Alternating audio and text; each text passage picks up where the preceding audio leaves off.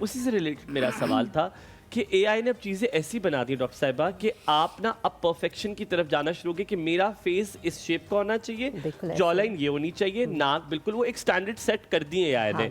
How difficult it has become for aesthetician as well and how businessful it has become, कि कितना आपके लिए बिजनेसफुल भी हो गया एआई के आने से. देखिए कुछ तो रेशियोज और कुछ मेजरमेंट्स ऐसी हैं जो कि ब्यूटी का स्टैंडर्ड है, ठीक है.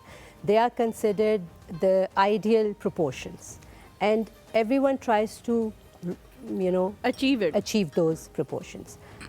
Jawline ऐसी होनी चाहिए, cheekbones high होनी चाहिए, nose बिल्कुल पतली हो, eyes ऐसी हो, अब वो brows ऊपर आ गई हैं, fox eye आ गई है, बिल्कुल clear skin होनी चाहिए, wrinkles नहीं होने चाहिए, बाल इस तरह, hair line इस तरह. अगर उस तरह से perfection की तरफ जाने लग जाएंगे वो हमारे लिए अच्छा भी है, लेकिन in some cases in some cases it is very harmful because some things are not possible to achieve 100%. और उसमें एक पेशेंट जब वो अचीव कर भी लेता है वो साइकोलॉजिकली इतना डिस्टर्ब हो जाता है कि वो कहते हैं नहीं अभी भी मैं सेटिस्फाइड नहीं हूँ, अभी इसको और चेंज करें, अभी इसको और चेंज करें. इसको डिस्मॉर्फिया कहते हैं ना कि someone is never satisfied with their face. तो आई थिंक ब्यूटी और एस्थेटिक्स जो है वो उसको ऑब्जेक्टिव एक हम नहीं रख सकते, ये बहुत सब्जेक्टिव चीज़ है. मैं एक चीज़ ऐड करूँ उससे पहले, हलीमा यू विल एग्री, कितना फ़र्क पड़ गया है, बड़ा मज़ेदार सा सवाल मेरे जहन में आया है, कितना फ़र्क पड़ गया है कि इंसान में और एक आर्टिफिशियल रोबोट या डमीज में आपको फ़र्क नज़र आना शुरू होता है. या वो जो चीज़ें जो हम अपने बचपन में कार्टून कैरेक्टर्स देखते थे जो परफेक्ट बनाए जाते थे, जिनमें वो बार्बीज के तौर पे है ना, उनको परफेक्ट बनाया जाता था. आप यूरोप में जाएं तो आप डमीज में और लोगों में फ़र्क नहीं कर सकते. एग्जैक्टली, वो एक टेम्पलेट है, वो सब ने लिप जॉब्स कराई हुई हैं, सब ने बोटॉक्स लगाया हुआ है, सब ने नोज जॉब्स कराई हैं, सब ने फिलर्स कराए हैं.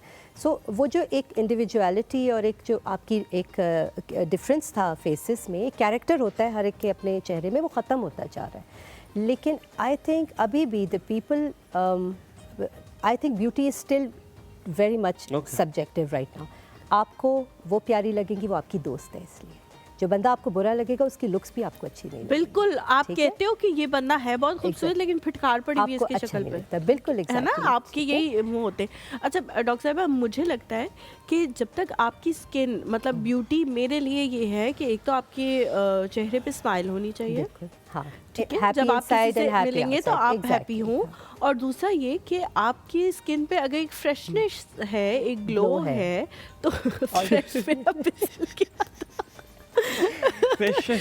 फ्रेशनेस है और ग्लो है तो आप खूबसूरत दिख रहे हैं. Exactly. आपसे अगर मैं पूछूं कि डॉक्टर साहिबा आपके लिए खूबसूरती का मयार क्या है, अगर आपसे कोई एक आधा कोई पूछे कि डॉक्टर साहिबा एक चीज़ आप बताएं क्या होनी चाहिए, अपनी स्किन का किस तरह से ख्याल रखें कि उस पर ये चीज़ नमूदार हो जाए ताकि वो ब्यूटी लगे, तो क्या होगी?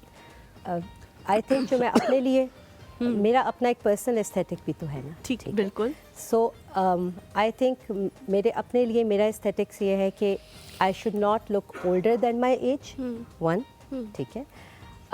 आई want to look pleasant when someone looks at me. तो फिर मेरी ऐसी सड़ी हुई शक्ल नहीं बनी हुई होनी चाहिए ना हर वक्त. I should look happy, should be smiling, I should be content, ठीक है.